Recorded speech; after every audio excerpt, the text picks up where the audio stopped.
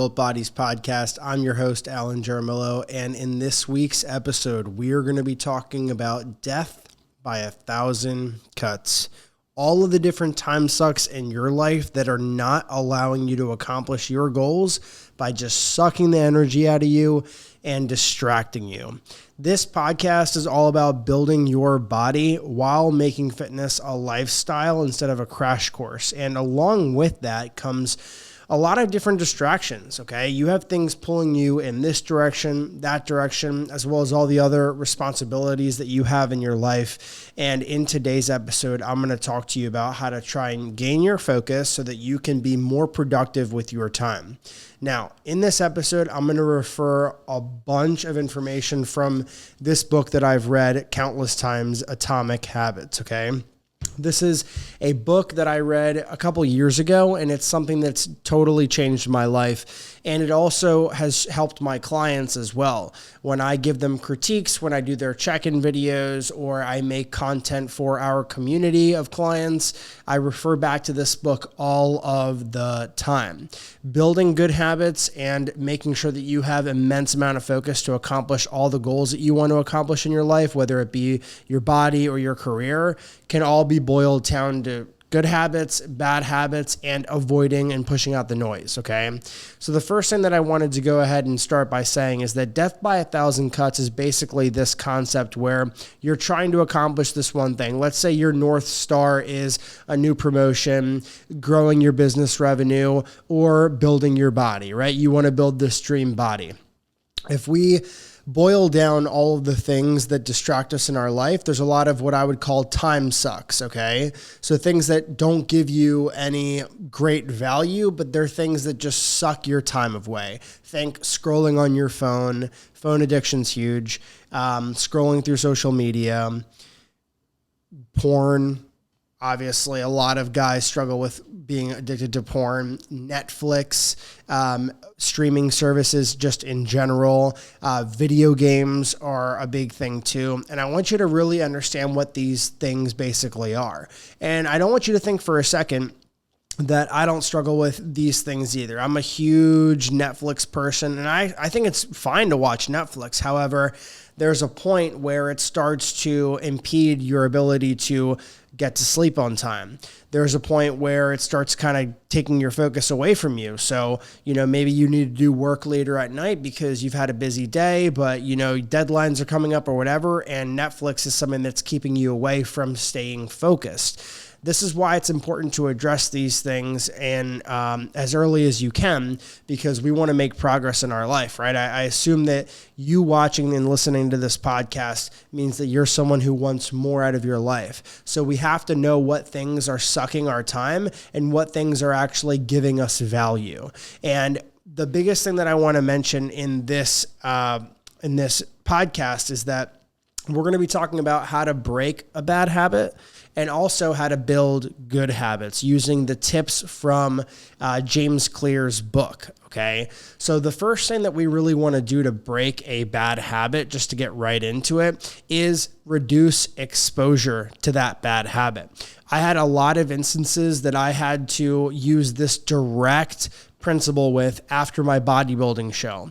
I had gone 8 months without skipping any macros, any calories, skipping a workout, skipping cardio. For 8 months, I was super disciplined. And as soon as I lost that finish line and I passed it, I had a crazy addiction to peanut butter, and I couldn't control myself around it. And what I did was I stocked up on so many different flavors of peanut butter after my bodybuilding show. And what had ended up happening was that I could not control myself around it. Every time I opened the pantry, it was there. I could see it right there.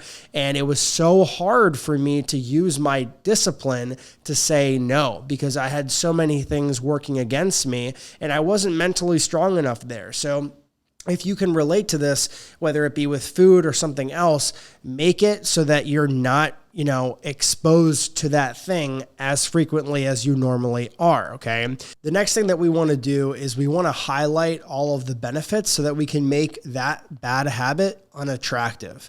So let's just say that we are watching porn, for example, just to use a crazy one. We can highlight all of the highlights that you would have from not watching porn. A lot of guys are desensitized to how women actually are in the real world, as well as sex, as well as just like, being able to spend quality time with your partner without being desensitized by other things that you're watching online behind their back, right? And these are things that people don't really think of until it's usually too late, or they're dealing with problems of, not being satisfied by their partner or something like that. So when we break down all of those different, negatives that come with that bad habit, it's much easier to say there's a lot more positives here, right? I can spend more quality time with my partner without comparing them to anyone else. I can be in the more present moment. I can save more time because I'm not spending time trying to find a perfect video or something crazy like that. And then we can move on to the next one, which is making it difficult, okay? And what I mean by making it difficult is that you're basically increasing the number of steps it takes to accomplish this habit. So I'm going to use a fitness habit, for example. A lot of people who struggle to get to the gym will not lay out their clothes at night. They will not, make sure that their coffee is going to make a pot at a certain time. They will make it very hard on themselves by not cleaning up their room before they go to bed. So what ends up happening is that they wake up, they have all these other responsibilities, all these other steps, and it makes it incredibly difficult for them to actually accomplish the one thing that they wanted to this whole time, which is going to the gym. But it's already a hard thing. So they have to deal with all these other responsibilities before they get up and go. And we're going to inverse that once we talk about how to make a good habit, okay? And we also want to make it unsatisfying. So a lot of people do this in different ways.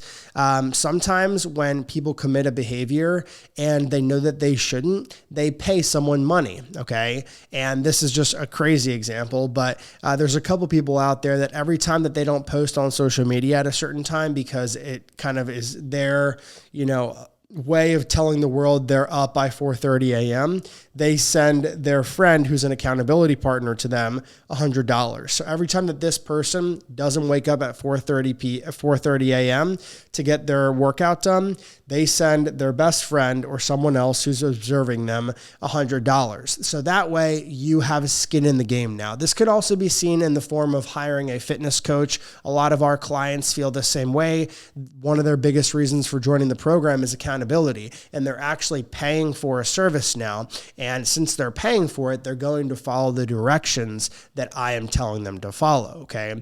Now, let's look at how to create a very good habit, okay? There's a lot of positive things to say about this. So first things first, we want to inverse the first one that we just mentioned. We want to make it obvious, okay? So think about brushing your teeth and flossing. It's very easy for most of us to brush our teeth because we're exposed to that. It's obvious to us. We see it every single day after we use the restroom in the morning.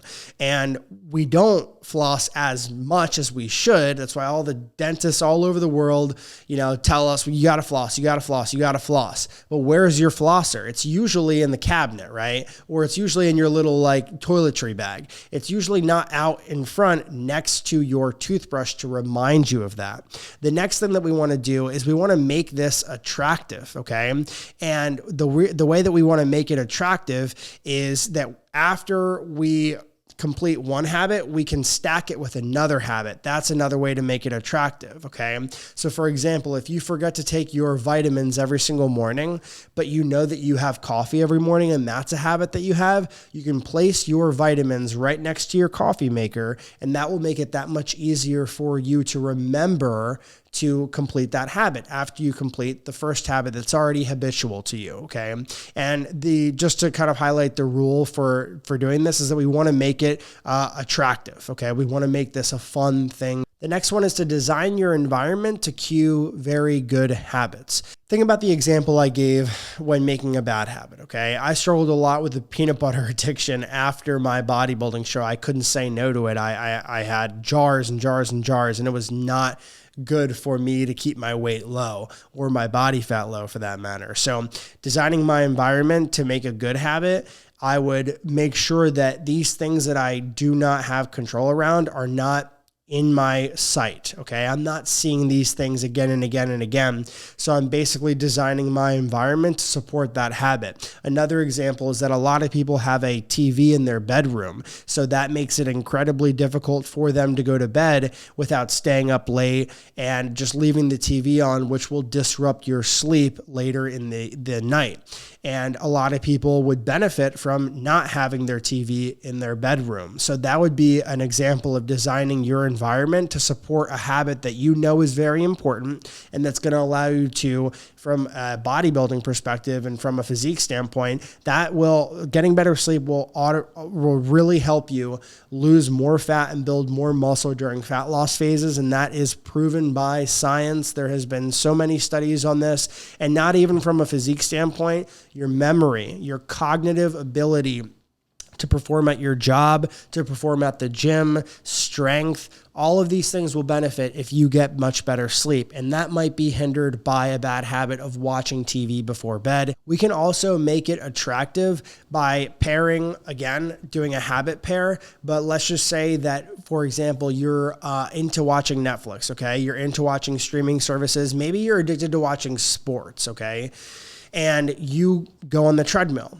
So you're coupling two habits, one that you know that you want to do to get exercise and help yourself get more steps and be more active throughout the day, with one that you already do. So you're already going to be watching sports. You're already going to be watching Netflix. You're already into these series and everything. Why don't you couple the two? That makes it that much easier to make this habit attractive, because now while you're walking, you can watch Netflix and relax, but you're accomplishing something else in the meantime. The other way that it can make it attractive is that you can join a culture where the behavior that you're trying to make a habit is normal behavior. So I'll give you an example, okay? I recently joined a cycling studio in Houston a while back. It's called Ride. And there's normal behavior there that is a little bit different than other cycling studios, okay? It's a very high-level advanced place. So you have the front row of the room who's super advanced and never miss a beat. They're really, really, really killing it. And that type of behavior is normal there. And that type of like, succeeding in that type of fitness endeavor makes it very easy for you to want to go there and work your best to try and get to that front row. And obviously, there's people in other rows that are just as experienced and whatever, but it basically gives you something to work up to. But that's the normal behavior there. So a lot of people go there multiple times a week. It's a normal thing to exercise. In some families, exercise is a very foreign concept, okay? If my mom didn't start exercising, probably no one in my immediate family would have started exercising. My mom started exercising, then it was me, then it was my sister, and then it was my two brothers, okay? And that's basically the chain reaction that happened from one person going out there and exercising. But if you're coming from a family where exercise is not normal, that behavior is a little bit foreign, so it feels uncomfortable to do. But if you join a place where that behavior is very normal, it makes it that much easier for you to stick to a habit. The next thing that we want to do is we want to make this incredibly easy for you to stick to, okay? So let's use the example of going to the gym in the morning. If you try and go to the gym in the morning and you have your room to clean up before, you have coffee to make, you have a smoothie that you need to make from scratch, and then you have other chores around the house that you have to do before you leave, how likely are you to stick to that habit? How many things are going to prevent you and get in your way in the morning and prevent you from going to the gym? It's already something that you dread doing. How likely are you to do that if you have multiple steps in front of you? So we want to get rid of a lot of those steps the night before to make it that much easier for you to just get up, you put your shoes on, you put your clothes on, and then you go out the door. And that is a much easier way to accomplish that habit. So what you could do instead is, if you have a smoothie in the morning, put it inside of a bowl before you go to bed, leave it in the freezer, or already put it in the smoothie container and leave it in the fridge. And then from there, when you wake up in the morning, you just put it on the blender and there you go. It saves you a bunch of time. The second thing goes to your room, okay? Is your room tidy? Tidy it up before you go to the bed, so when you wake up in the morning, there's not much else to distract you when you wake up. Your room's already clean, you can go.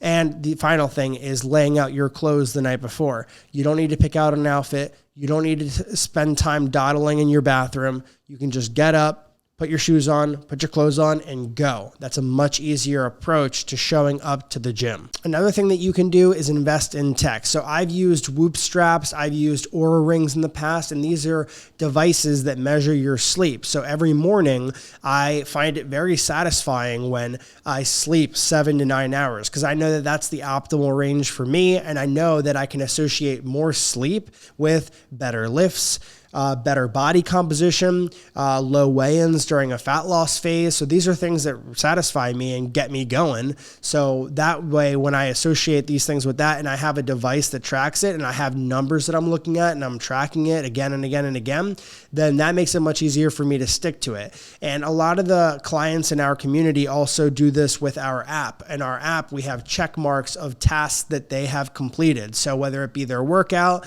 their stretching routine, and macros for the day, it'll show a check mark on their calendar. And we have some clients who have, dozens and dozens and dozens of check marks showing that they have very high compliance. And they always tell me in check-in forms, I love looking back in the calendar and seeing all of the work that I've done this past month. And that creates this momentum to continue supporting that habit. And the last thing is to make this habit that you're trying to create very satisfying. So when you're trying to create a very satisfying habit, we want an immediate reward after you do it for the first time. It's that way of just it's your way of basically just recognizing the fact that you did something that's working towards that future goal. Another way to do this is to never miss twice. James Clear in his book talks about this strategy of never missing twice. You are much more likely to not follow through with a habit if you miss more than 2 times.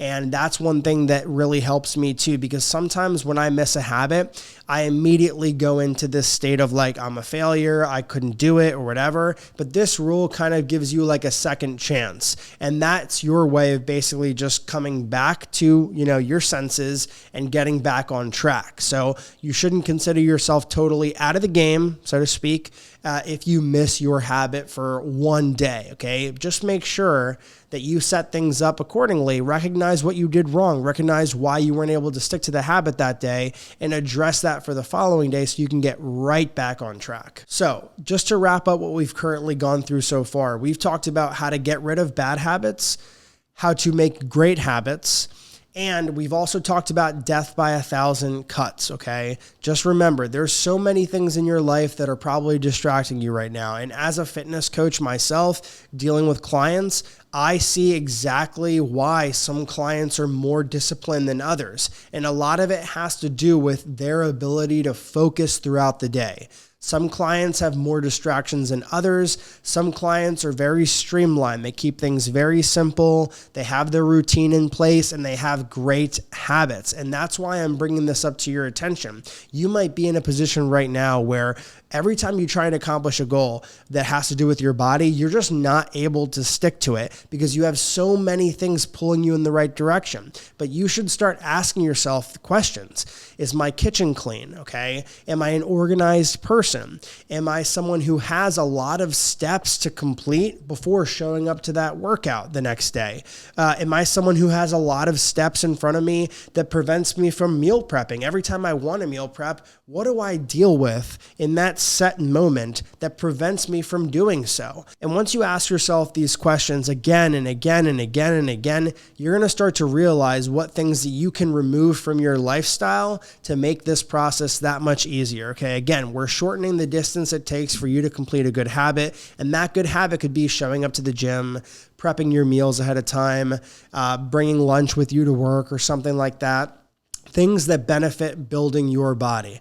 Thank you so much for listening. I know this podcast had a lot of information, so if you did find it very helpful, it would mean the absolute world to me if you could give this a review on Spotify or leave a comment if you're watching on YouTube, and always feel free to send this to a friend via text or Instagram. That would be awesome, and I appreciate you. Have a great rest of your day, and I'll see you on the next episode.